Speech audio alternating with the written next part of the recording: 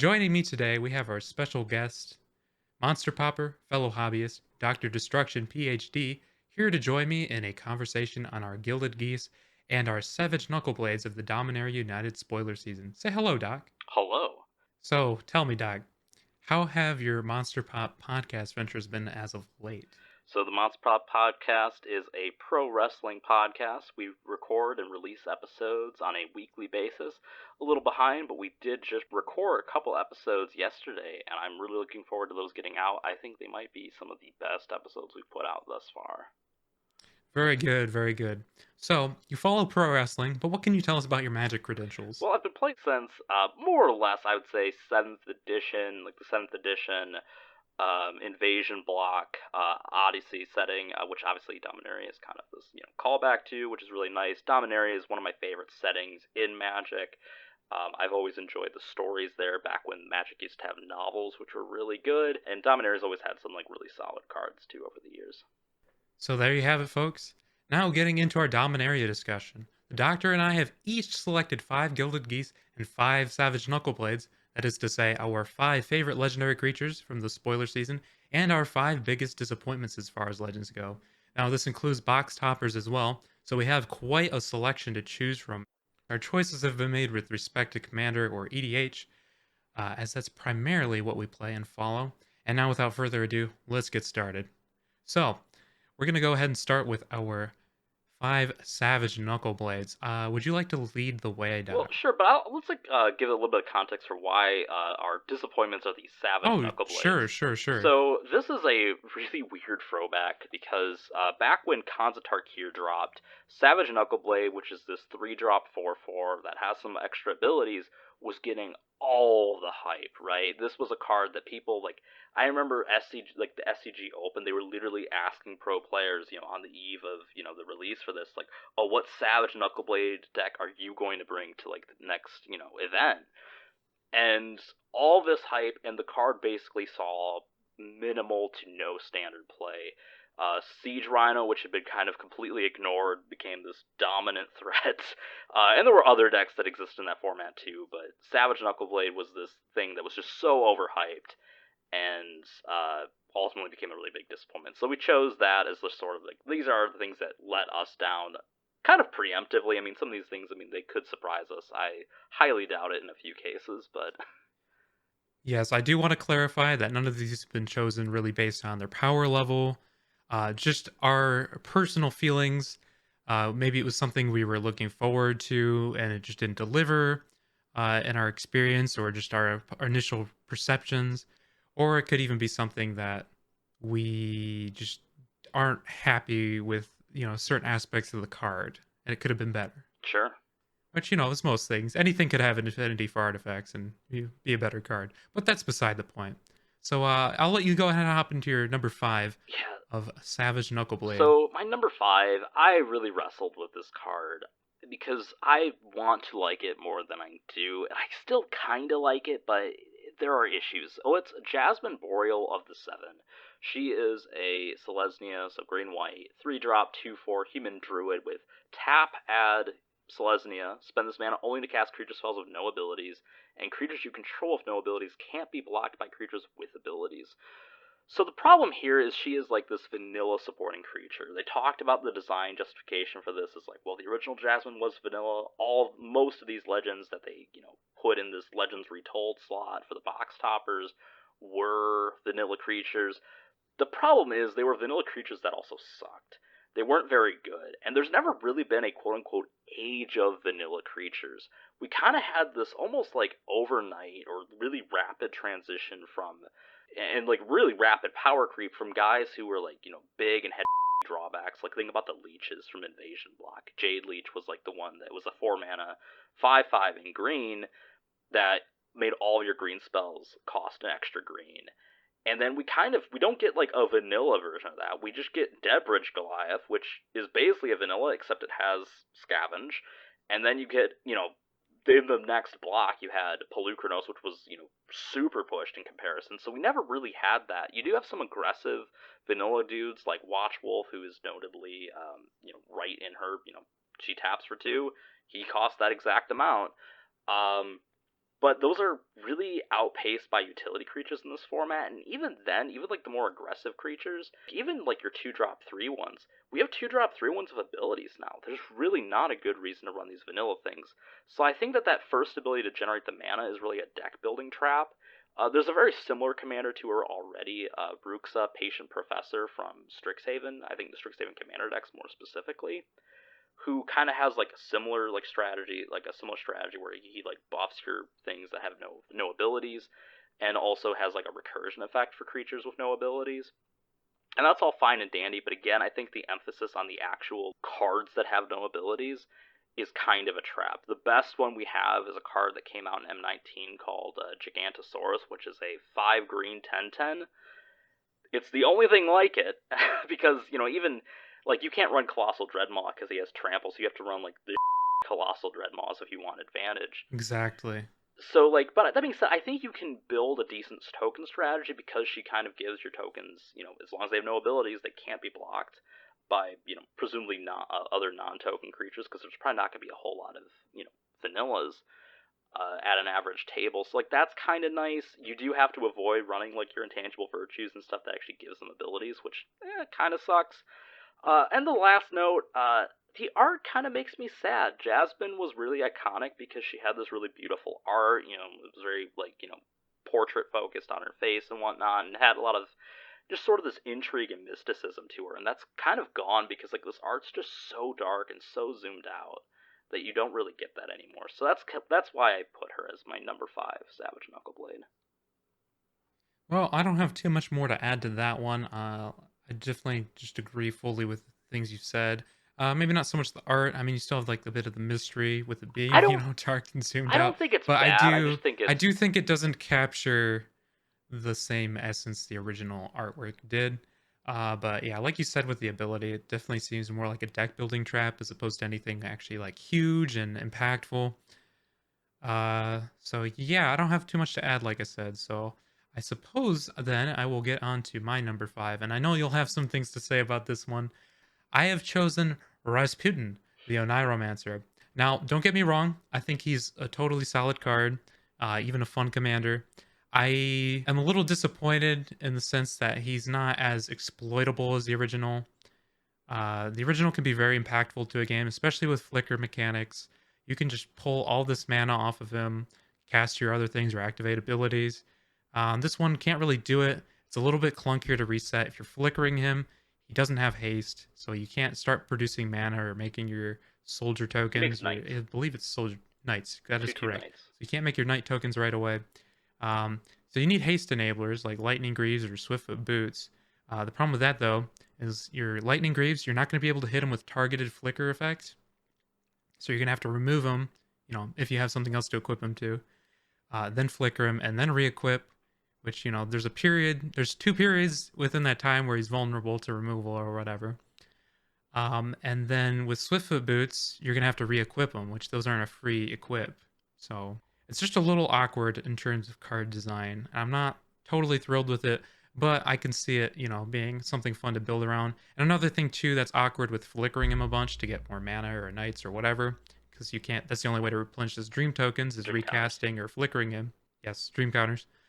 The awkward part of that though is that you're also giving your opponents a bunch of 1/1 tokens, which yeah, it's a bit of a minor threat, but if they're going to keep building up goblins, it could get pretty out of hand. Yeah, I was gonna say, like, when you kept talking about, like, flickering, I'm like, does he, like, I mean, like, it's how you have to use him, right? But I'm like, he does realize that, like, he gives, like, your opponents goblins every time you flicker Yes, him, yes, there right? is an upside to your opponent.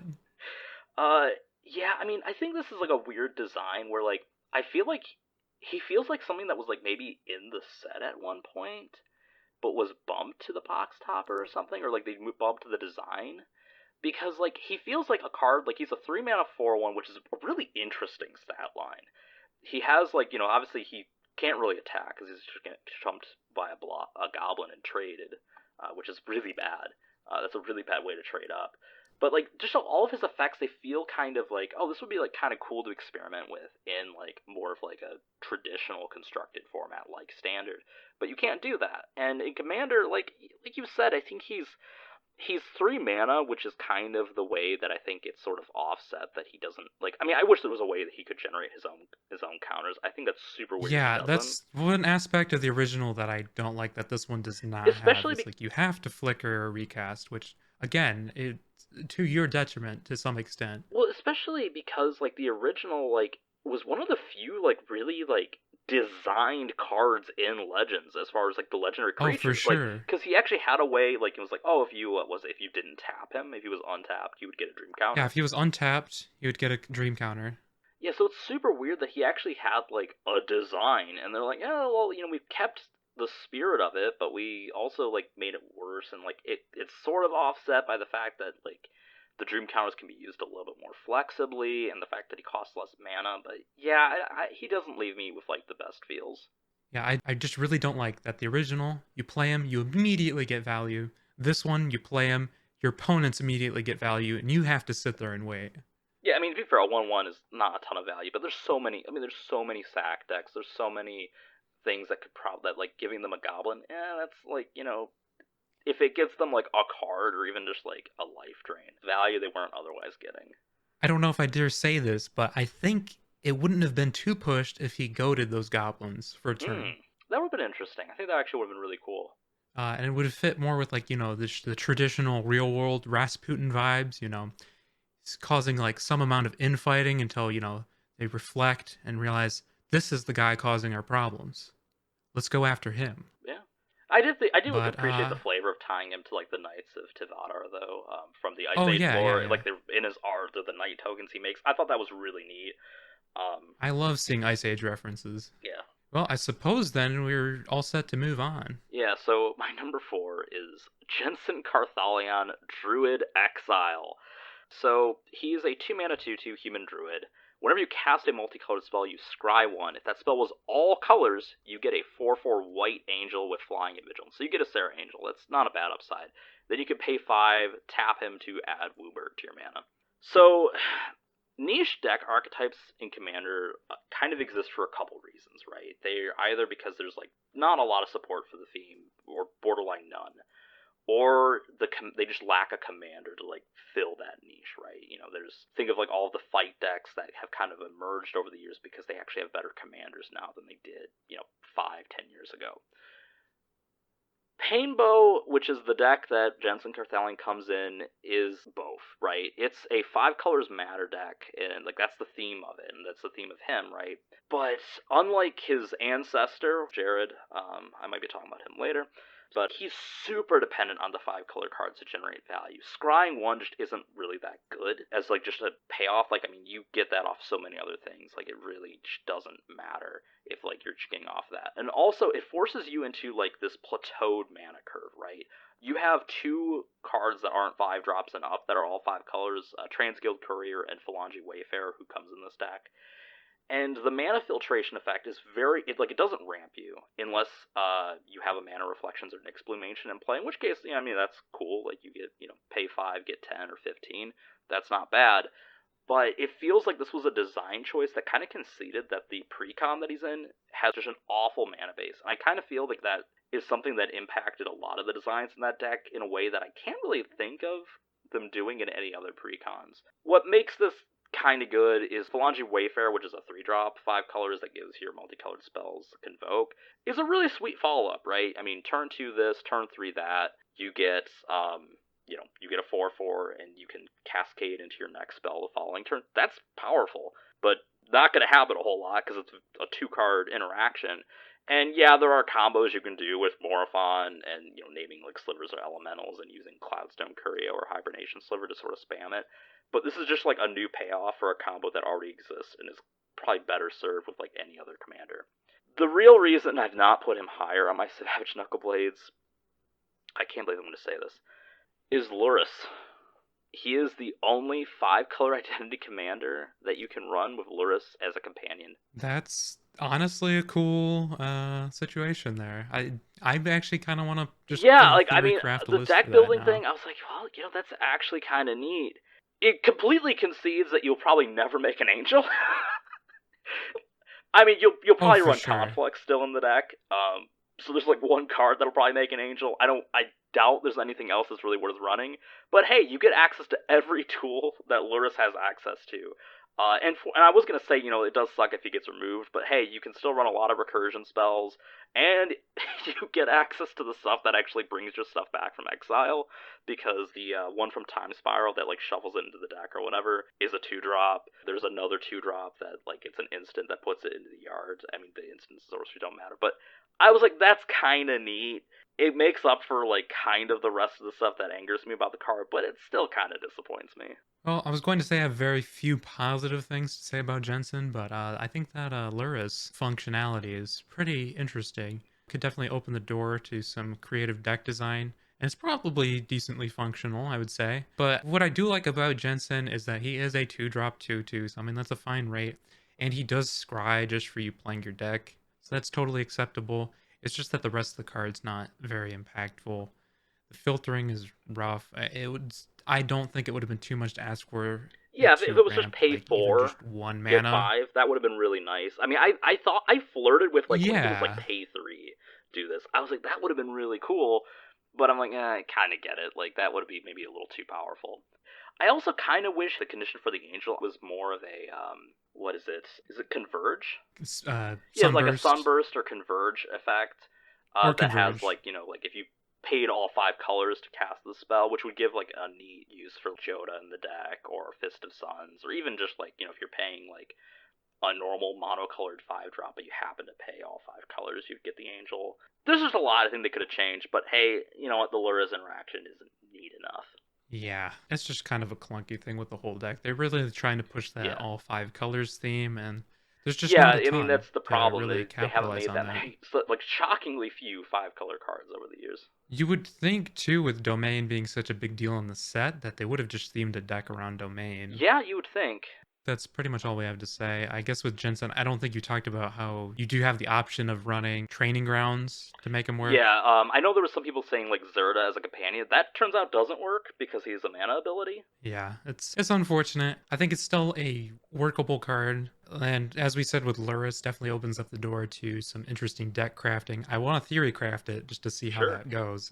But yeah, I suppose I'll get into my number 4, which I have chosen Varric Warped Sangir, and I'm actually going to read this card off. I forgot to with Rasputin, but so Varric Warped Sangir. He is 1 white and black. He's a legendary creature vampire, a 2/2 with flying Death Touch lifelink, and whenever you activate an ability that isn't a mana ability, if life was paid to activate it, you may pay that much life again. If you do, copy that ability.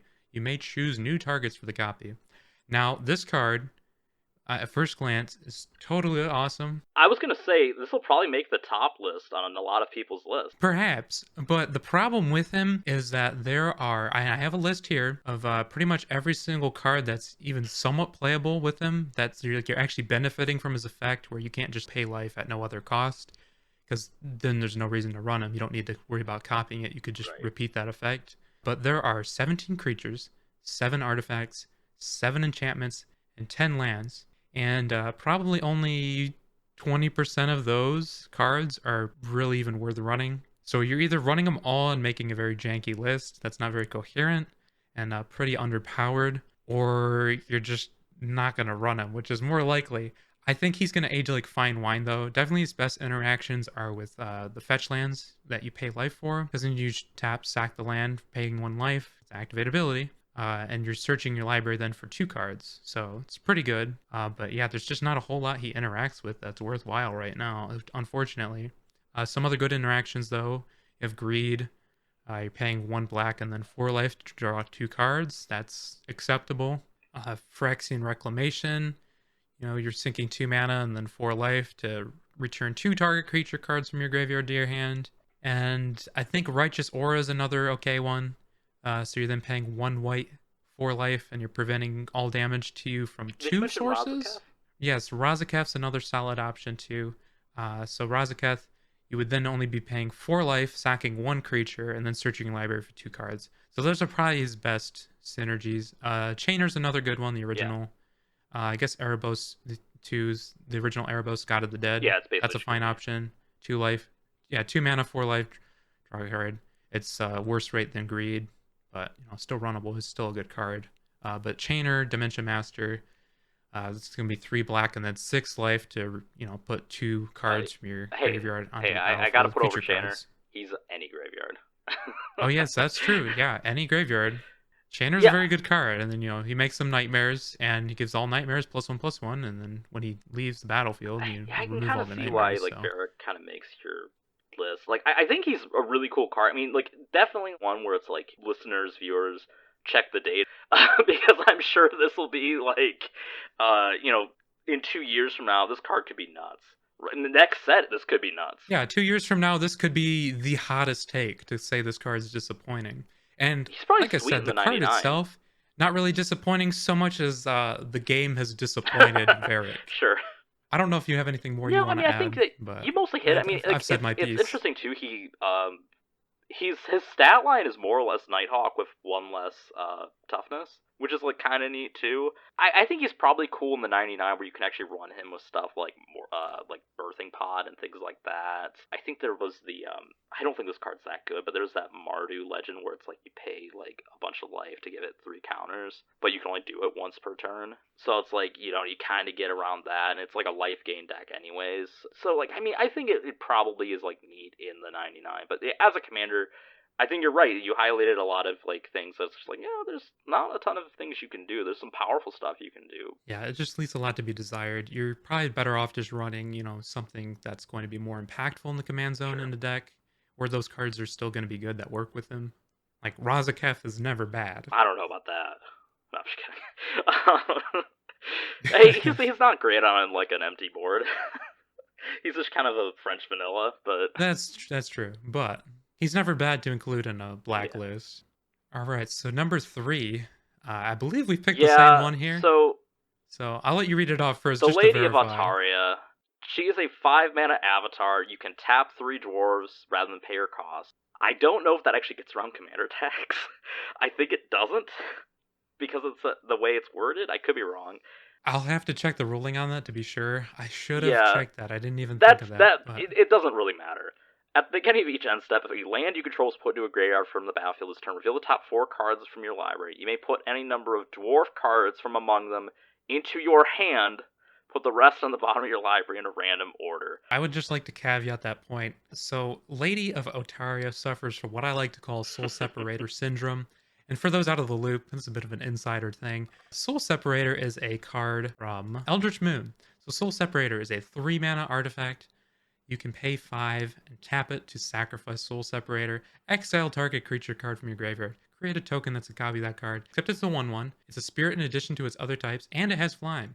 Create a black zombie creature token with power equal to that card's power and toughness equal to that card's toughness. Yes, this is a very janky card, not very good. However, Soul Separator Syndrome stems from the fact that we both actually misread this card and misunderstood it at first. We realized at first that, yes, this is a janky card with very niche uses, but there are some neat interactions. And then, on our final reading, we realized, wait a second, this thing Yeah. sacrifices itself. Yeah, so you had misread Lady to mean that she put the dwarves into play. Which, to be Yes, fair, exactly. I think would have been fine because... And I really wrestled with, like, how do you, like, fairly evaluate this card? Because she supports an under-supported tribe. Again, is it her fault? Is it the Magic's fault? And it's kind of weird. Like, dwarves are probably, like, top 5, maybe number 2 even, like, iconic fantasy races in pop culture. Like, like when you think of, like, Lord of the Rings, Warcraft, Warhammer, Heroes Quest and whatnot. Like, the dwarf is, like, always, like, one of this iconic fantasy races, right? But it's been a footnote in Magic's history forever. We've had some very solid dwarf cards, but nothing for really dwarf I mean, you have, like, tribal. Magda, who is very good, but, like, again, Yeah, it's like she's good kind of in spite of being dwarf tribal. I think really it's like, I mean, most of the decks I've seen with her are kind of just, they're really just focusing on ways to tap her, maybe untap her and tap her again to do something with, like, just creating the treasures to cheat something in that is not a dwarf. exactly. But this, like, so I put down, there's 2 cards that I thought were kind of neat with Lady of Altaria. One is Druid of the Emerald Grove, which is a pretty middling card, but it's the only green dwarf in the game. Yeah, I had it was very fun going through Gatherer and Scryfall trying to find green dwarves, and then it would just take you to Yeah. Druid's page, and I'm like, well, that's That's weird. That's got to be some sort of bug. And then I realized, oh, it's doing this because this is the only dwarf with a green color identity. Yeah, and then the other is Dwarven Recruiter, which is both awesome and kind of awkward. So he's a 3-mana dwarf that when he enters, you search library for any number of dwarves, reveal them, and then shuffle your library and put them all on top in any order. So basically, he sets up your next, several triggers of this. The thing that's awkward is that probably the best way for lands to, that you control to leave the battlefield is if they're fetches, which would, ruin that effect. But, hey, like, it works with strip mines, it works with the like of that. Zurin Orb, I guess. The other thing, too, that's, like, weird is, like, I think her effects, even, regardless of how well supported the tribe is, I think her effects just aren't that great. Well, I want to go back to cards like Strip Mine and Wasteland real quick, because I just want to say the design of the card is just not very synergistic with itself or with cards like those, because these dwarves are going to your hand, and if you're losing lands to, That's like, true, I didn't think about that. In the case of a Strip Mine or Wasteland, they're just taking mana away from your mana pool, so you can't cast these. And I thought it was going to be really cool too, where she, like, put them onto the battlefield, because I'm like, oh, there's finally a deck for aggressive mining. Newsflash, there's not. If you're running aggressive mining, kudos to you. I don't know how you've pulled it off, hey, or if it's even any good in your deck. Card, right? It's a Zedru Generous Gifts card. That's pretty much the reason to run it. It's okay in, like, Corvold, because you can just get rid of it too. But I was like, how cool is this? I can just get rid of all my lands, I can draw a bunch of cards, and then, I don't have to worry about it because all these dwarves are going into play, and then I can just recast my commander by tapping dwarves. No, she's not that good. She's just very disappointing. Maybe down the line she might be good. We are getting the Lord of the Rings set. That's true. So there could be some more green red dwarves in there. I didn't really think about that, but you're right. That could be a good opportunity for it. But, like, I was thinking, like, too, it's, like, really weird because, like, I was thinking, like, these effects, like, rewind the clock, like, 6 years ago, as far as, like, tribal synergies are concerned. And, like, she kind of, like, has, like, the worst of both worlds in the case of, like, who the best tribal commanders were at the time, right? So for zombies, you have Gissa and Drolf and Scarab God, who, they have the drawback of the fact that they themselves are not zombies. So, and she has that, right? She's an avatar, she's not a dwarf, so she doesn't interact with the tribal stuff. Yeah. And then you have Izuri and Krenko, who were, like, mono green, mono red, elf and goblin tribal, respectively, who were very powerful, but they, cut out so many of the cards that you can play in that tribe. Which she also does because a lot of dwarves are white. So you get the worst of both worlds. Yeah, you're probably cutting the strongest color for the tribe. I think you're probably your best red dwarf. You have Magda, who's really good, and then Torbran. Yeah. But you're losing some powerhouses like Hoffrey, Shram. Was it Tapala? I think was the first, like, dwarf tribal commander, which was... Yeah, she's the one that gives the vehicles and dwarves +1/+1. Yeah, so you lose that. You lose your one dwarf anthem. Hey, you still have access to, like, the ones that, like, all the tribes have access to. But that's rough. Yeah, so look out for that. Or you could really look out for that by just not building her yet and, also, waiting. And this is, like, kind of like a weird point. I just want to emphasize that she's a mythic box topper. She's one of the select few. I'm like, does someone on the design team, like, did, like, they have, like, a childhood crush on Lady of the Mountain?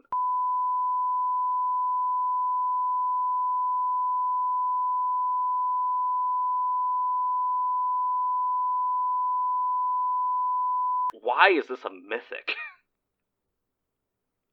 Yeah, so I guess we'll go ahead and move on to number 2. Well, it's mine, because we shared that, yeah. We shared a turn, so alright, yeah. So I kind of cheated here. I have Bortuk Bone Rattle, with dishonorable mentions to Nail, Avizoa Aeronaut, Zaro Jan and Sign of Fravra, and the just spoiled Rada Coalition Warlord. So all of these have the fact in common, they're all domain-based in a 2-color deck. So domain's a really weird mechanic where it scales, so it scales up to 5, which is, like, kind of neat because of the cost sometimes, but also it means that you're capped out at 5. When you're a 2-color deck, you only have access to 2 basic land types. Green, fortunately, and I kind of suspected, we waited on this to see, like, just make sure Rada, because I had a sneaking suspicion she would fall into this category. Yeah. They have this problem of green has at least this advantage of the fact that you have Dryad of the Elysian Grove and Prismatic Omen to give your lands all basic land types. Normally you would not run these in 2-color decks, but you kind of need to here. I think Rada, Zar, and Nail are kind of playable. I think Rada was clearly designed to work with like Enlist and some other things. I wish she could give herself the buff still, but it is what it is. It kind of sucks. Like it's definitely the worst version of her. But I really had to give it to Bortuk, and this one's mostly out of the fact that I think this is unplayable. Best case scenario, you have a 6-mana 4/4 that maybe gets you back a 5-drop. And only if you cast Bone Rattle. Like that is there's so many power level restrictions on this card. But really, like all of them have varying degrees of suckitude. Yeah, it's a steep cost for what you're getting out of it, especially as a commander. Like you said, it's very dependent on a couple of pieces. Yeah, and like it's also just even as like a graveyard commander, it's like there's so many better options in these colors. Like, are you kidding me? Even in the set, there's better options. Yeah, I mean, if you're not able to capitalize on the domain, it is just a very restricted, very high cost EWIT. Yeah. Or if you want to look at it a different way, it's just a worse Green Well, Warden it's even worse than that because it only gets creatures. Yeah, exactly. That's it what gets I'm saying. creatures. It's you just have a to worse cast it. Green Like Warden. it's so bad. Yep. Let me discuss my number 2 of my Savage Knuckle Blades. I have selected Wrath Weatherlight Stalwart. Now, before I read them off, I just want to preface again that this isn't a comment on the power level necessarily. It's just ones that I'm disappointed with. Obviously, with the doc, we just talked about, not a good card. It's not a strong card, but unlike whatever Mortuck or whatever the heck his name was, that one's just a total dud, a total stinker. Wrath, is actually playable, but let me just read them off real quick. So we have Wrath, Weatherlight Stalwart. He costs 1 white and 1 blue. For a legendary creature human wizard, he is a 1/3 with, whenever you cast an instant or sorcery spell, you may tap 2 untapped creatures you control. If you do, draw a card. And then you can pay 3 and 2 white. Creatures you control get +1/+1 and gain vigilance until end of turn. Now, my biggest issue with Wrath is that there is just absolutely no through line with this original, which is something that they really emphasized wanting to do with these returning characters. That they all needed to have a through line, and that their design was based around a through line.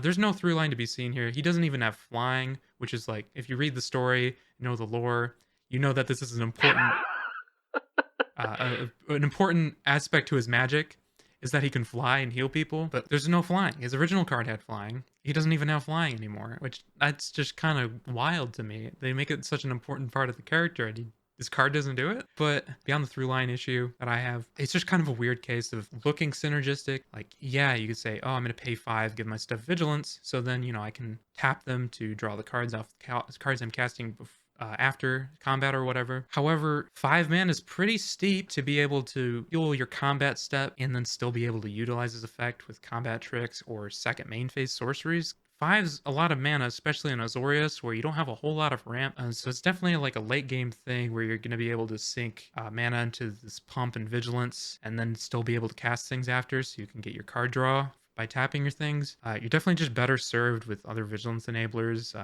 Heliod's actually pretty good because you can also just generate tokens that you can then tap. Yeah. And then he's also just giving all your things vigilance anyway. And then always watching or intangible virtue are good options too, which just kind of mitigate the usefulness of his activated altogether until you're at late game board state where you can just pump to close out a game ideally. But depending on how you build your deck, if it's going to be token heavy, obviously go for the intangible vert. And then if you're being non-token heavy, then always watching is going to be your option to look out for. But it's just a clunky design on the card overall, just very underwhelmed by it. I think the original definitely was much more potent.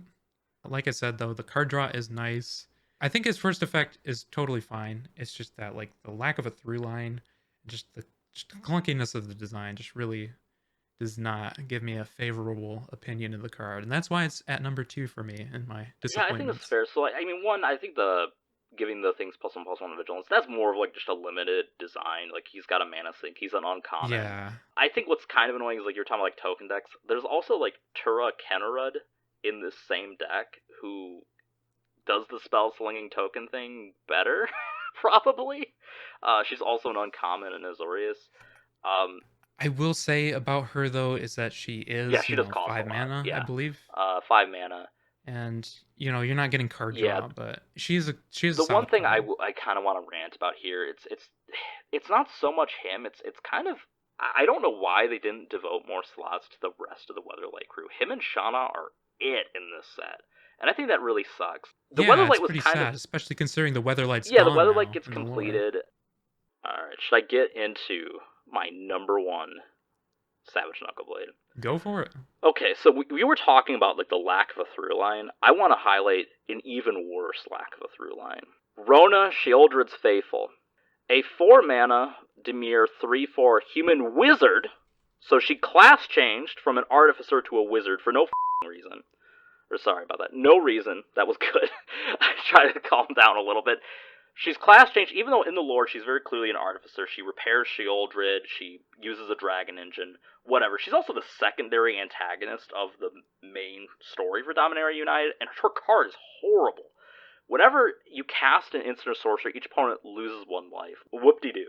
That's horrible. I That is mean, bad. I don't dislike that effect, but at At 4 4 mana, mana, it's horrible. Like, and it's like every spellslinger effect you're going to pair with this is going to be better than this. It's way worse. Like, I mean, it's worse than Professor Onyx. That's kind of a whatever. But like, considering that's the effect that's not really supposed to draw attention to Professor Onyx, it's kind of sad. But like, all the Magecraft effects are generally better than this because they also count copies and whatnot too. Also has this recursion effect that you can cast it from your yard by discarding 2 cards in addition to the other cost. I mean, auto recursion is always something like you have to kind of give like a point or two to a card with, but I mean, Elspeth's Son's Nemesis really highlighted this, that not always do you have to, because this card just isn't worth it. 2 whole cards? That's a lot to discard. yeah, this one's clearly designed to be an uncommon in the set for limited sake. But as a commander, like that recursion effect, you're presumably building her around casting Yeah. instants and sorceries, so you're gonna have a spell heavy deck, and so that's gonna be what you're discarding. Maybe And if you're lands. discarding fuel for her, if you're discarding her fuel for the drain, then you're just kind of setting yourself up for Especially because the failure. drain is just so weak, right? I mean, like, compare this to Gutter Snipe. It's 3 mana and does 2 damage. All these things just do it way Yeah. better. Also, and this is like kind of a lore thing too, what is up with all of Phyrexia's allies and them just not getting completed? Her and Tezzeret both. I mean, literally the other Dimir uncommon legend is a Phyrexian Merfolk Warlock. Like, why can't she be a Phyrexian? It's just weird, because like you can't even like. I mean, not that like Phyrexians as a deck is something super well supported now. It probably will be a few months from now once we start getting more of like the Phyrexian sets. But it's like, why not? Why doesn't she have that type line? The other one does. Like, it's just really silly to me. And then and like it just kind of makes the Phyrexians feel dumb in lore. For Tezzeret, right? Like, he's not completed.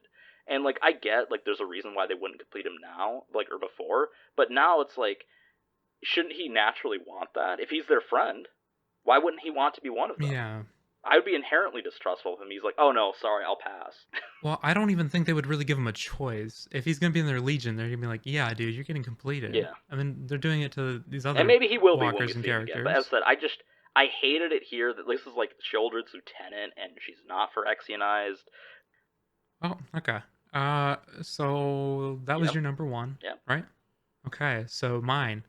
You're either gonna be surprised or not surprised by this. And again, I want to preface, I don't think this is a bad card. It's a good card. I'm just less than thrilled with what I got. For my number one Savage Knuckleblade, I have selected Dihada, Wow. Binder of Wills. Whew. So let me read her off real quick. So Dihada, Binder of Wills costs 1 colorless, a red, a white, and a black. She's a legendary planeswalker, Dihada, of course. She comes in with 5 loyalty. For +2, up to 1 target legendary creature gains vigilance, lifelink, and indestructible until your next turn. So you could buff your opponent's stuff. That's pretty neat. If you're gonna try to king make or take somebody out of the game, that's cool. It's cool. It's fine effect. Obviously good on your own things too. So then -3, reveal the top 4 cards of your library. Put any number of legendary cards from among them into your hand and the rest into your graveyard. Create a treasure token for each card put into your graveyard this way. Solid effect. I don't have an issue with it. -11, gain control of all non-land permanents until end of turn. Untap them, they gain haste until end of turn. So, Insurrection kind of plays into her previous versions a little bit. where she would take over everything with corruption counters on them, albeit permanently. But it's in a similar design vein. Like I said, I think this card's good. I'm just kind of underwhelmed by it. Or I shouldn't even say underwhelmed. It's just that I don't understand why she's Mardu. First of all, it's a weird color switch, and it's just kind of annoying that you can't run the original Dahada Planeswalker card in that deck. And with her being Mardu, in the deck that she comes in, you also have Shanid, Sleeper's Scourge, who I think is just leagues beyond her in terms of power level, especially for a legendary tribal. Mm. You get card advantage with him as well. All your legendary creatures have menace, which I think is a completely underrated keyword. Very strong, very easy to Yeah, close out games with Menace is a menace. weird one where I think it was like people really liked it back when it was like not Menace, when it was just like the full spelled out ability, like what you see on Madcap skills and stuff like that. But once it became Menace, I don't know if it was just that like the cards with it were lower in power or what, but everyone just kind of like started like really sleeping on the ability. Yeah. Well, Shanid Sleeper Scourge is an absolute powerhouse. The only thing that's not powerful about him is that he's, 4 mana for a 2/4. But I mean, he does have menace Yeah. himself. If you're not able to swing with him, it's not the end of the world. His effect's huge. Whenever you play legendary land or cast a legendary spell, you draw a card and lose 1 life. Having the legendary land benefit is really good too, because that's one of the things that is nice about Tahada is like, oh, I can, put my legendary lands to hand. But this guy also just cares about you playing legendary lands as well, and you draw a card from it, albeit at the expense of 1 life. But you pair him up with the new Sheoldred, you're netting 1 life gain. Sure. So it's rough because that card's just so insane in terms of design, and it functions really well as a commander and in the 99. Whereas Dahada, compared to him, I'd say she's kind of gimped as a commander, and then she's just really not that useful in the I don't 99. know. I don't really agree with a She's lot of the playable in the take. 99. It's just that like You have to she's a little be bit more like this, narrow. probably like the 3, 4, 5 color legend deck. She's more Yeah. limited, sure. I get like, and I don't really understand why there was a color change either. I think they could have tried to weave that into the lore, and that's like something that they're always really bad about. And I'll talk about that when we talk about actually my Gilded Gooses. I almost considered her for my top 5. Because I think she is really cool. I really like walkers as commanders, and having more of them is cool. And I think she's better than a lot of them too, because I think she actually has like pretty powerful effects. That +2, that's a +2, which is pretty nice, but like that's pretty powerful. Vigilance and Lifelink are both really underrated, and pairing them Yeah. together, because they're kind of similar, right? Because they sort of offset the sacrificing this creature as a blocker, so to speak. So Hmm. they're kind of similar in that regard, but having both is basically like it's almost like having 2 blockers, right? Because you have some life Yeah, gain and they get offset, and indestructible, indestructible, yeah, which so is crazy, and it's until your next turn, which is nuts. That effect alone, I think, is really good. I get where you're coming from with her minus compared to like Shanid, right? Yeah, you have to actually activate this ability for her. It caps you out at 4 cards, which is, to be fair, 4 cards is pretty darn good. But I get it, and like Shanid is this sort of strong way to just keep getting card advantage because, yeah, I think Shanid's just going to be a much more compelling way to consistently get value. while also And he's going to providing a make you a finisher. lot more oppressive on board Sure. with your combat step. It's much more scary. Yeah. But yeah, like I said, and I've said it 20 times probably by now with our Savage Knuckle Blades, it's not about power, it's just about how we feel about the cards. I was let down by Dahada mostly because Shanid is just so strong and it's in the exact same product. I just felt like they did her dirty, Yeah. you know? And I tried putting a list together and it wasn't the most exciting thing. So Hmm. I'm just like, if I'm gonna put together a Mardu Legends deck, Shanid's definitely the way to go. Well, on this dour note, shall we talk about our Gilded Gooses? Yeah, let's jump right into our happy feelings. So, my number 5 is Jared Carthalion. I really like getting Walker Planeswalkers. Shout out to the new Dahada and Savitri as well, who is one of the box toppers. I don't think like Jared is like super busted, but it's like really cool that like, hey, we finally have a legal 5-color Planeswalker, and he can be your commander. Like that's 2 birds with 1 stone. Yeah, it's pretty I think the exciting. effects are pretty cool. I wish I kind of wish they had done a little bit more in the lore. He has a side story, and there's this Vishano that helps him. I don't know why it couldn't have just been a Kavu, just to be like, oh yeah, the new one summons Kavus. You know what I mean? That just feels like something dumb. Whatever. It's just a lack of synergy that like they're kind of infamous for these days. Some things that he's really good with, Knight of New Alara, which gives all your multicolored creatures +1/+1 for each color. So he makes 8/8 tokens with that in play, and he perfectly curves out from Knight of New Alara. Completely nuts. His minus isn't like amazing, but what is really good with is Luxior Giada's Gift, which is the Walker equipment. It also works with creatures too, but you can put it on him, for instance. It turns him into a creature. He gets +1/+1 for all his counters. You -3 him, and then put the counters on himself, and he'll get 5, right? Because he's all 5 colors. Yep. And he'll get another 5 because of Luxior. I mean, you lose 3 loyalty from it, but he's going to be a big dude, is my point. He's going to be a 12/12, assuming that nothing else has happened prior to that point, which is kind of nuts.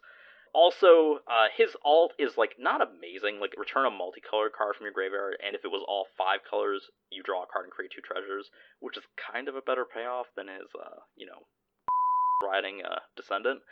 But, hey, you know what? It doesn't matter if it's all 5 colors. Like, that'll apply to, like, a few cards, but if you want to build, like, a Walker tribal deck with him or something, a lot of Walkers are multicolored. A lot of cards are multicolored. In a doubling season, he has 5 loyalty. This is a -6. You don't even need doubling season to realistically get there. But, I mean, and that's kind of, a doubling season Vorinclex are kind of why this alt can't be game winning, right? Like, Diala's will win the game, right? Like, let's not, like, beat around the bush, right? It's not even just Insurrection. It gains control of all non-land permanents.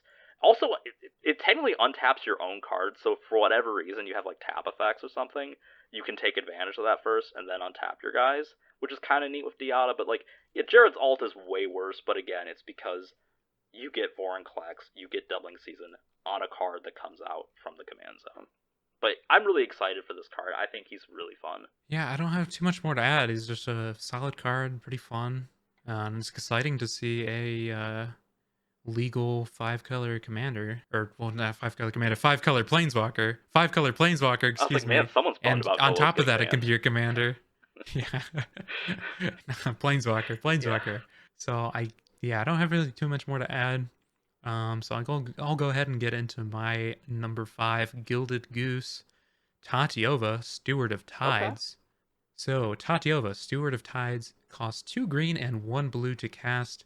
She's a legendary creature, Merfolk Druid. Land creatures you control have flying. She's 3/3, by the way. Whenever a land enters the battlefield under your control, if you control 7 or more lands, up to 1 target land you control becomes a 3/3 elemental creature with haste. It's still a land. Yeah, I'm just very impressed with the design on this one. It's a neat landfall deck that finally is not just some solitaire, like the original, ruin your opponent's funds by taking 20 million turns. Yeah, like the original or AC, who are both very good cards in this deck, and you should probably be running them. Especially, well, I would say especially Tatiova because she's pretty affordable, but I think they're both sitting at around like the $7. That's, I mean, I don't know, like, for me, that, like, feels like pocket change. That's reasonable compared to a lot of cards. Yeah, like, but I mean, for like for your player that's just getting into the game, that's maybe not a so enticing buy-in. But yeah, I would say for this commander, if you're interested, definitely get your Ashayas and Ancient Green Wardens now, because those are just absolutely nuts with this card. Ashaya especially. Yeah. I would definitely fixate on getting that over Ancient Green Warden, although Ancient Green Warden is definitely a good pickup because it is surprisingly cheap right now. I don't think it stays that way for long. But Ashaya is going to make all of your non-token creatures forests in addition to their other types. And forest lands, if you just have a good, like, it's not like anything weird. Forest lands. Like... Forest lands. So your just board state just all becomes flyers. Outside of Ashaya. Yeah, outside of Ashaya, but it's pretty wild. And then you've also got some other cool synergies, especially if you're running Ashaya. You know, capitalize on cards like Leyline of Abundance even more. So those unfamiliar with Leyline of Abundance, I know it doesn't see a whole heck of a lot of play, but that is a 4 mana, 2 green, and 2 generic enchantment. If it's in your opening hand, you can begin the game with it on the battlefield. And then whenever you tap a creature for mana, add an additional green. So with all of your lands that are going to be becoming creatures, they're going to be tapping for, you know, an additional green mana, which is pretty solid.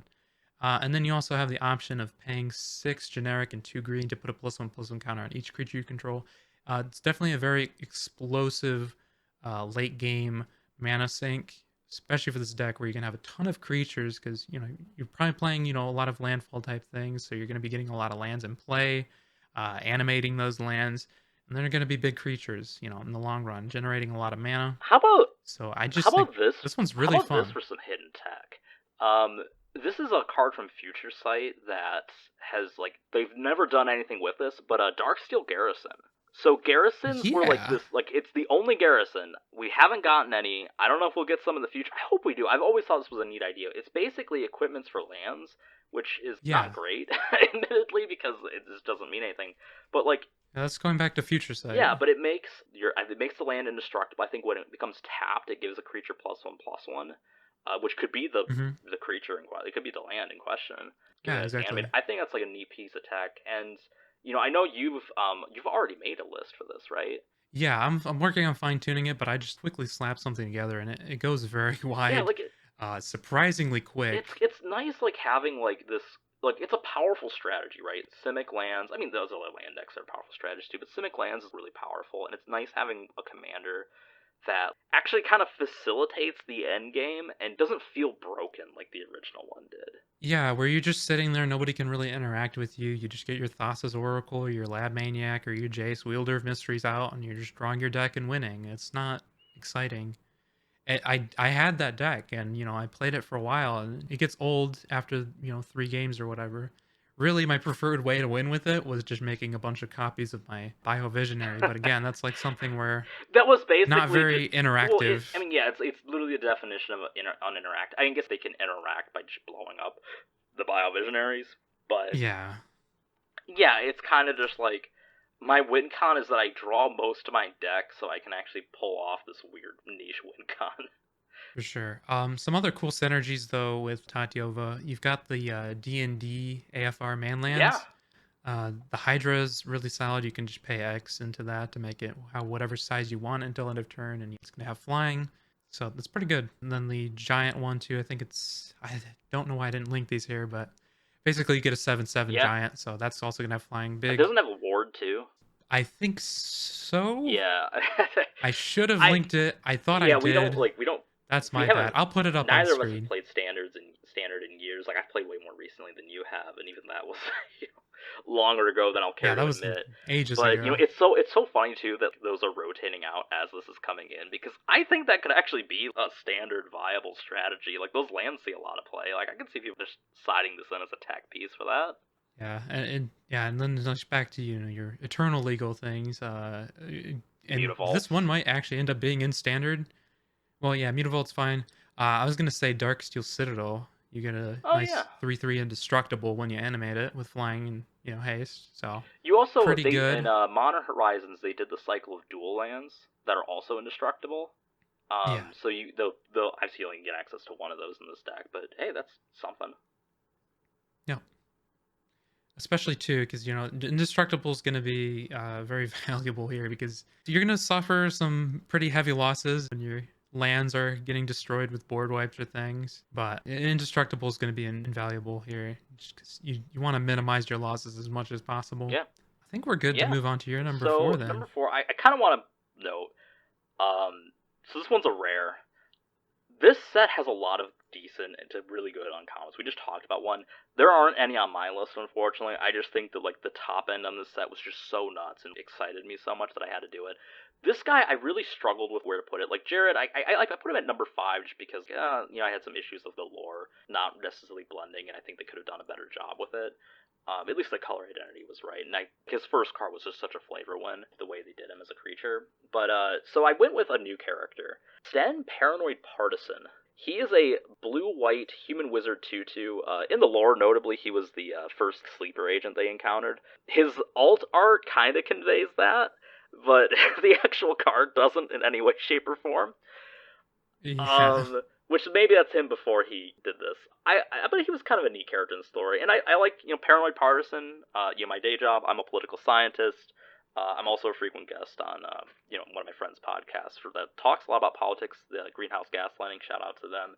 So I like that. His effects aren't that political though. When he enters, you choose a card type other than creature or land.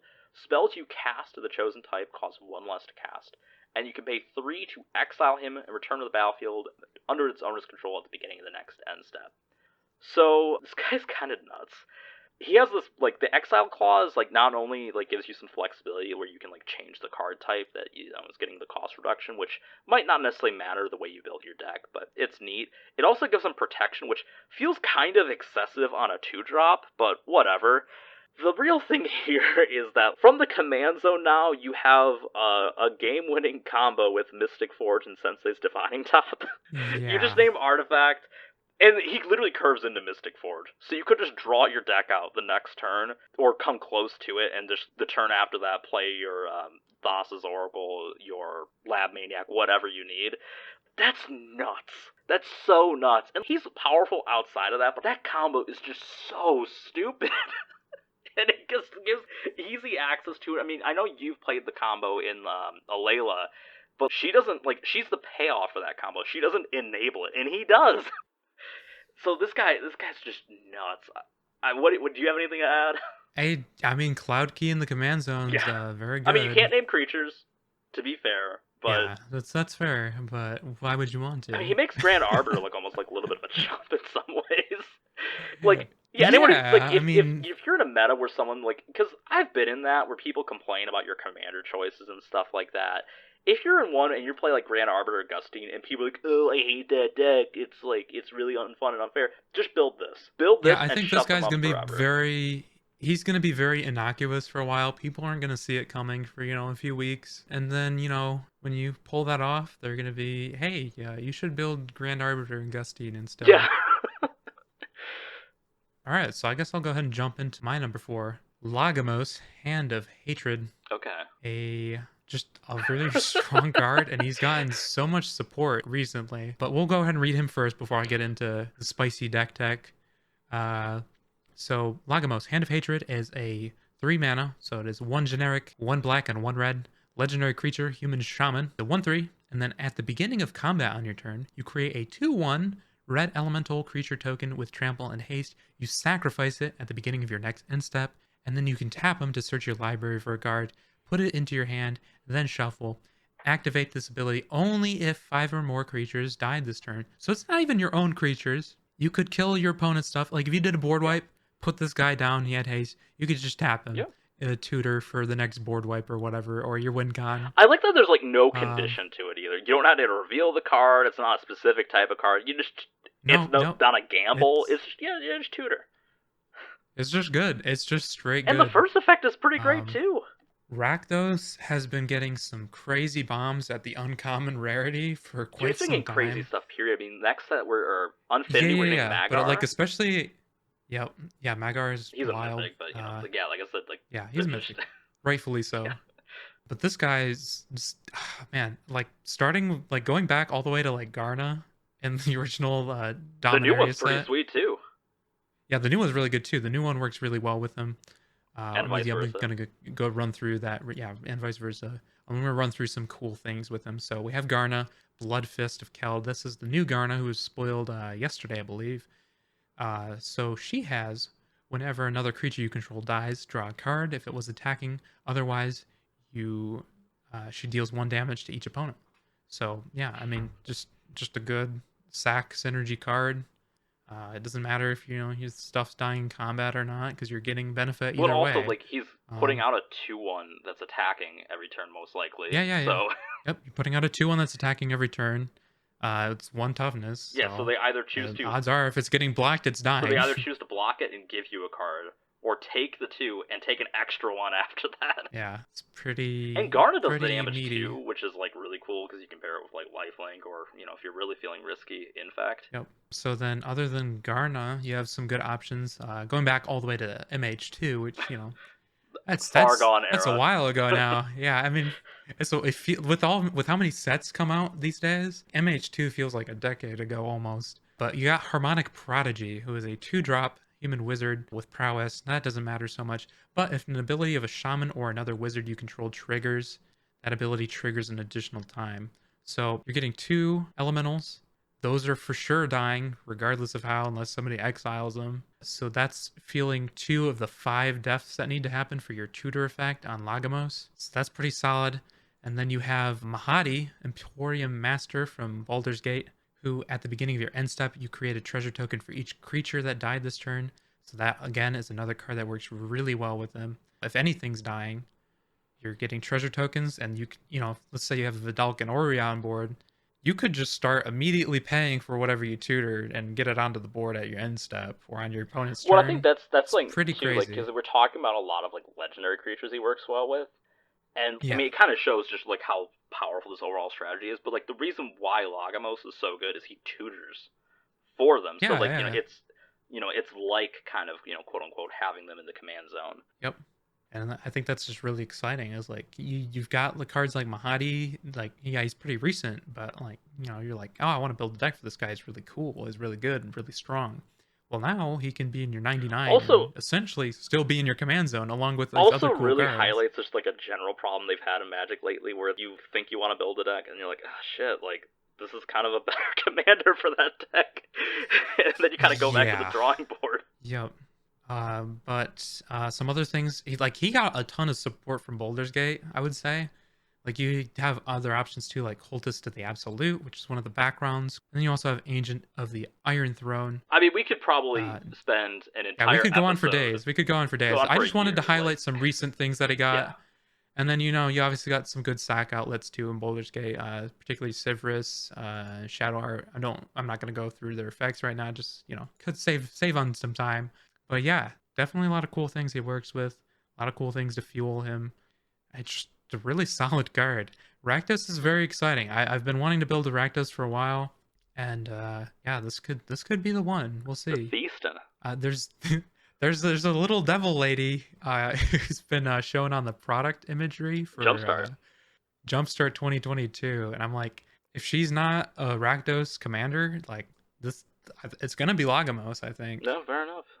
But yeah, I'll let you go ahead and get into your number 3. All right, pick. so my number 3 is actually I think it's the only box topper that I did talk about one on the other one, but it's the only box topper I have here. I think he's probably the best one. Jedit Ojanen Mercenary. So this guy's just really strong. So he's a 3 mana, technically Azorius 3/3 cat mercenary. First time I've seen the mercenary type line in a long time. Whenever he or another legend enters the battlefield under your control, you may pay a green. If you do, you create a 2/2 cat warrior creature token with Forest Walk. So obviously you really want to run Yavimaya Cradle of Growth. Not only does it always secure your access to green, it also makes your cats unblockable. I'm just going to interject right here, and it's going a little bit out of order, but Jedit Ojanen Mercenary is my number 2. Okay, yeah. So to preface this, outside of Lady of Atari, we didn't really. Well, I mean, we had both kind of hinted that we had picked her, and we were just like, oh, like we should probably just put her in the same spot. Other than that, we did not coordinate these lists at all. But yeah, I mean, this guy's awesome. He's a cool update. I like how they mix the color identities of his, Legends card, which was the Azorius one, and they brought in the green from his Future Sight version, and the cats from his Future Sight version too. Yep, very classic. Yeah, card. so a couple other neat pieces of tech that I identified. So there's Tangleroot, which is whenever a player plays a creature spell, cast, it's old. It's from Mirrodin. It's a 3-drop artifact. That player adds a green to their mana pool. So this will pretty much ensure, I mean, obviously it's a symmetrical effect, but it'll pretty much ensure if you ever cast a legend, you will have the mana to instantly get your cat. Another, kind of weird bit, I don't know if you found this one or not. Leyline of Singularity. So, Leyline of Singularity is one of the ley lines, right? So if it's in your opening hand, you begin the game with it in play. All non-land permanents are legendary. This does include the cats, but if you pair that with a Phyrexian altar, you can infinitely loop the cats. And if you have some type of death trigger, enter the battlefield trigger, like a Soul Sister or Tristani or something like that, you'll get as many of those triggers as you want. And it also gives some non-legends that you might be running, if you're running Dryad of the Elysian Grove to help your mana fixing, that now becomes a legend. There's just a lot of neat options, and to paraphrase a local tiger, Jedit is more than good. He's great. Oh boy. Well, yeah, like you said, Yavimaya is an absolute powerhouse. If you're planning to build Jedit, or if he seems interesting to you and you're not sure if you want to build him, definitely now is the time to pick up a Yavimaya. It's only going to go up. It's gradually been increasing in price. It's still pretty affordable. It's like around $7, 7 to 9, I think. Definitely get one if you're thinking about it. It just works so well, especially considering the cats have Forest Walk. It's also going to help you generate green mana. If you're, 3-color deck, more access you have to green mana to make more cats, the better. But it makes all of your opponent's lands forest in addition to their archetypes too. So Forest Walks on your 2/2 cats. That's going to be explosive. Some other cool synergies. Cryptolith Right. Yeah. All of your things become dorks. And it's especially good if you've got Concordant Crossroads, so all your stuff has haste. Mm-hmm. So you can be immediately able to tap down for more green mana to make more cats if you've got things to cast or whatever. One downside, though, I do want to note with Jedit is that despite being a Bant deck, 3 colors, I think the best builds are definitely going to be heavily skewed towards the green side of things. It is a little weird, yeah, because the green is the more mana sinky side. Yeah, and especially to play like some of like the really crazy things that are just going to be huge with this effect. Like Defiler Vigor is a new card from the set. It's very good. Essentially, that green cost to generate a cat, that's basically just a 2 life cost now. No, it's not because you can only use that. Yeah, I'm not. Yeah, no. It's only for casting permanents. But essentially, if you're casting a green if you're spell, more green skewed, you're reducing its cost by 1 green for 2 life, and then that green that you're saving can immediately go to generating a cat.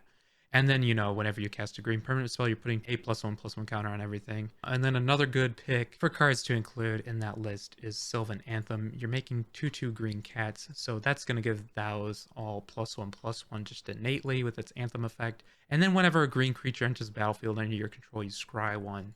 So this is just huge synergy with the cat generation.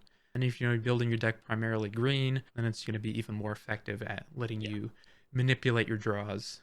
I was really thinking about putting him in my number 1 slot. I just couldn't, though, because he took the slot that was rightfully Angus Mackenzie's in these box toppers. Yeah. A lot of history with that card. Yeah. Would have been nice to that's like, I would say he's my first real commander. But, yep, Jedit took Angus's spot, but still a really good card. Yeah. It was very wrong of them to do that. So what is your number 3, since we had a, So my number 3, we're keeping with the Bant power, however. Shanna, Purifying Blade, a pretty nuts card. I don't think she's quite as powerful as Jedit, not by a long shot, but she is very strong. So let me read her off real quick. So that is Shanna, Purifying Blade, once again. She costs 1 green, 1 white, and 1 blue to cast. She's a legendary creature, human warrior, with lifelink, 3/3. At the beginning of your end step, you may pay X. If you do, draw X cards, and X can't be greater than the amount of life you gain this turn. It's not quite Well of Lost Dreams, but it's very close, and having that in the command zone is very potent. Is this the first proper Bant life gain commander? I don't want to absolutely confirm that, but I'm going to say yes. I don't remember any of those, and there might be some partner combination. I'm not really concerned with that. But I think just period, this might be the best life gain commander to date. So what I really like about her is that mana sink options are always useful. Games, more often than not, they're going to get to a slow, stalled, grindy state, especially if people don't have cards in hand, which is great because she's going to draw you cards. As long as you're gaining life, which shouldn't be too hard to do. There's a lot of things that are just going to passively gain you life, even if you don't have creatures entering or whatever, for your Soul Sisters to trigger. Cosmos Elixir, where you're either going to be drawing a card or gaining 2 life at the end of your turn. And if you gain that 2 life, it's at the end of your turn, and you can still pay 2 mana to draw 2 cards from that, if that's all you're getting life from, because you can stack your end step triggers. But yeah, mana sink options, always good, especially when it's in the command zone. Also, her ability to drop early and start drawing cards is really nice, and it also helps minimize the need for pricey cards like Rhystic Study, Mystic Remora, Esper Sentinel, or Mind's Eye if you're building on a budget. And you can focus more on your life gain stuff rather than having a bunch of card draw cards, because life gain is also going to draw you cards in this instant.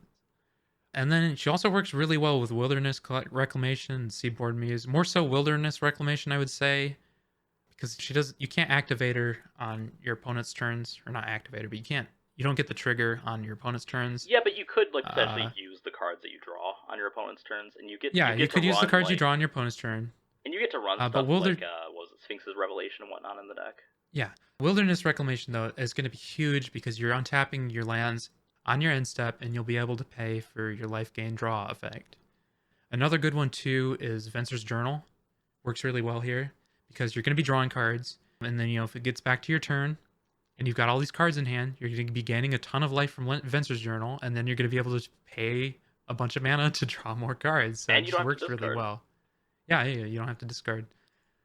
And then another thing too that I thought was neat is that she worked, being a human, you could also go like a human tribal route, especially with a lot of the stuff we got from Midnight Hunt Yeah. and Crimson Vow works really well with her. Catilda is sweet.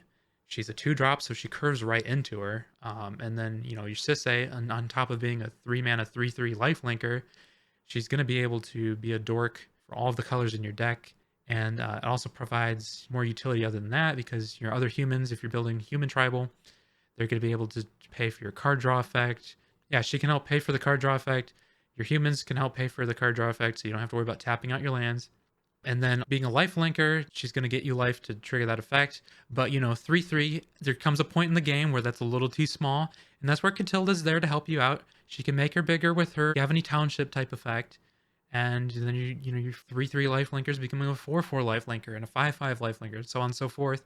And she's going to stay relevant throughout the whole game with Catilda in the deck. Alternatively, you can run Cryptolith, right? Provide some of the same You utility as probably run both. Catilda. But yeah, you probably want to run both. It'll help you get more colors because all of your things can tap for any color as opposed to being able to only tap for the color in their identity Yeah. as long as they're human. But you do not get the Gavany Township effect from Cryptolith, right? But still good here. Yeah, I think the one thing I'd add here is like, I mean, It's also more expensive than Catilda. That's like a $12 card nowadays, I think. yeah, it's not cheap, but So, like I said, if you're building on a budget, definitely think capitalizing on the human support you got from some recent sets. Definitely a good way to go. Very compelling. yeah, the one thing I'd add here is, Bant's not really a stranger to the Voltron strategy, but she's pretty good with it because, she has lifelink, so she inherently fuels the effect, and, she gives you card advantage to actually kind of, keep that strategy afloat. But, buffing her with equipment, auras, etc., will actually be, I think, a decent and viable strategy that you can do, even if it's just like a sub part of stuff that you've already been talking about. I think she's pretty solid, though. For sure. All All right, right. so you've heard my number two. Yep, Jedit, and Let's now let's get on mine. with yours. So should we do your number one after this, just to kind of? Yeah, sure, why All not? right. So my number two is Sheoldred the Apocalypse. I really struggled with where to place this card. This is probably the best Praetor in the newer cycle that's still technically incomplete without Elshnorn, and she might be better than the first cycle too. So she's really powerful. She's a 4 mana, 4/5 Phyrexian Praetor with Death Touch. Whenever you draw a card, you gain 2 life, which is really good because it compensates for all of the black draw effects, right? Which are almost all draw cards lose life. Now you probably gain life off of that, like a net gain on that, which is really sick. And whenever an opponent draws a card, they lose 2 life. There's a lot of ways you can play her. I think she's probably going to be a borderline staple in the 99 in this format, if not an outright staple. She's very strong. As the commander, you probably play a wheel and deal deck, which is something I really like because she represents what I think is like a true lost art in commander design, which is the color identity to power trade-off. Her abilities are way better than Nekusar's, but you lose 2 colors, and you have a much shallower card pool because of that. You don't get access to Wheel of Fortune. I mean, if you have a Yeah. budget, you don't have access to anyways, but you don't have access to most of those. You get access to their weaker variant Dark Deal, which is still going to be really explosive, right? Each player discarding their hands and then drawing that many -1. That's going to be a big net loss of life, and you gaining a lot of life in a lot of situations. And probably like the single best card with her is Peer into the Abyss, which is a 3 black and 4 generic sorcery.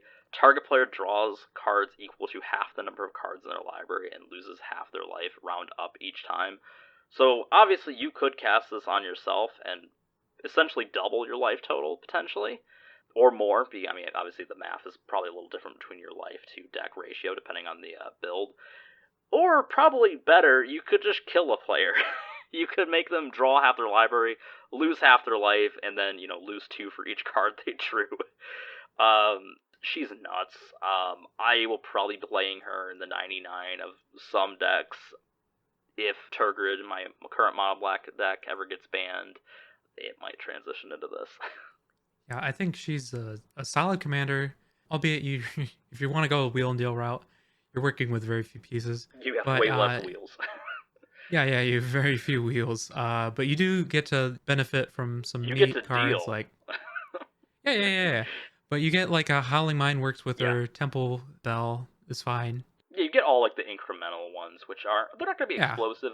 Also, and the reason why I think she'll really be a staple is card draw has just come to like dominate the player's psyche in this format so much, where they're willing to draw a card for any cost, right? And you have like your Timna the Weaver decks, like all of a sudden paying 1 life for each opponent, that's now 3 life, right, per opponent and stuff like that. There's a lot of those decks that are just drawing a bunch of cards. Niv Mizzet decks, they have to kill her, otherwise their Curiosity combo will probably just kill them before it kills anyone else. And they lost 10 life in the process. Insane. And then on the inverse, for all you Timna players out there, I know you're out there, I'm one of them. Having her in your deck is pretty wild. Yeah, now like paying 1 life per opponent yeah. is gaining 1 life per opponent to draw a card. Yeah, she's absolutely nuts. She's going to be a menace. I'm not excited to play against her, but I'm very thrilled to run one, assuming she's not ungodly expensive. I would prefer to pay less than $40, but I think that's a pipe dream. We'll see how much Dominaria United is purchased. I know there's going to be quite a bit of purchases. Just for the Legends in part, lottery. Yeah, the Legends lottery. But the set itself is definitely going to fuel a lot of sales. Yeah, the set's really good. I'm very impressed with the set. Minus, the disappointments that we've discussed. But yeah, that's beside the point. Yeah, let's hear your number 1 pick. All right, so for number 1, my top Gilded Goose is Radadranik of Urborg. Let me read them off real quick before I get into any spicy details. So Radadranik of Urborg is 2 generic and 1 white and 1 black for a legendary creature zombie wizard. He is a 3/3 with vigilance and ward 2. Other zombies you control have vigilance. Whenever another legendary creature you control dies, create a token that's a copy of that creature, except it's not legendary, and it's a 2/2 black zombie in addition to its other colors and types. This ability is so unbelievably powerful. I can't believe this was printed.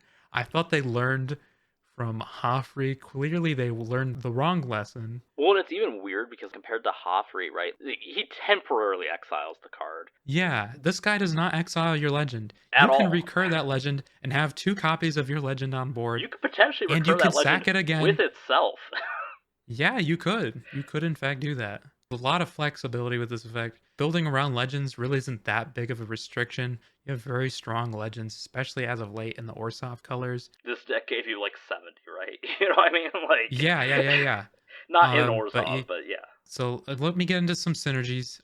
Anointed Procession and Song of the World Soul are basically musts. If you can't afford Anointed Processions, you should at least have Song of the World Soul. This one's probably a very lesser known card because Populate's not super popular to include in decks. But this one is 6 mana. It is 4 generic, 2 white for an enchantment. Whenever you cast a spell, Populate. I think it speaks for itself here. Yeah. Populating your your non-legendary tokens of legendary copies. That's just wild. Some other cards also, too. What's really good about that is a lot of legends were designed with the impression that you would not have multiple copies of them. Yeah, exactly. In play. So, and that's why sometimes breaking the legend rule is really good. It's why Saskia was really popular.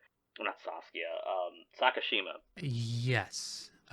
So Mirbox works wonders here if you're really like doing the whole loop and sack route.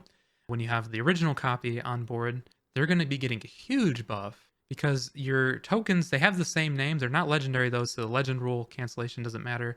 But they have the same name as your legendary, and they're going to be buffing that legendary. Yeah. And then Moira Orberg Haunt, who is from the Dehada deck, if I'm not mistaken. She's going to be a good include here.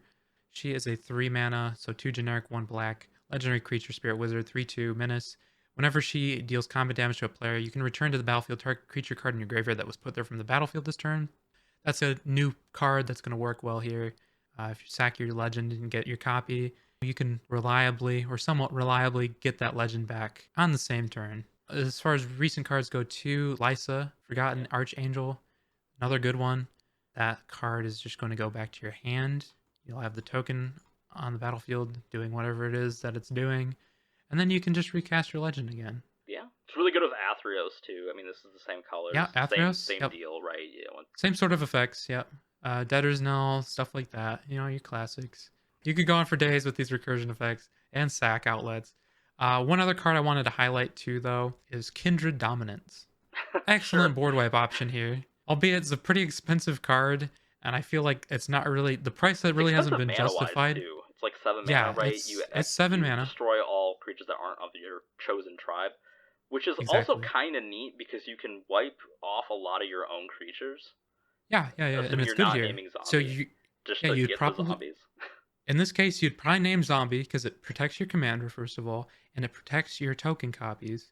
And then if you have a bunch of non-zombie legends, you're board wiping those, and then you're getting zombie token copies of them, and you're wiping whatever your opponents control that aren't zombies. So it's huge here, and I think now the price on Kindred Dominance monetarily is finally justified for this deck. Maybe. It's like a $24 worth of Yeah. power here. Before, not so much. That's pretty much all I have to say about Ratadranik. Very powerful card. So many options to utilize his effect and keep things coming back so you can utilize his effect some more. So, I want to preface this by talking about just some of the most format warping commanders in like this format. Probably a big turning point, right, was Golos and the Eldraine Brawl decks. And those guys are kind of all kind of cohesively united about the fact that they have this dual functionality of both providing an engine that rewards a certain deck design and providing the payoff for that design. With that in mind, who do you think I'm talking about in this set? It's gotta be Joda. Joda the Unifier. Oh boy. I mean, this is something I could spend a year talking about. I Yeah, love this this is card.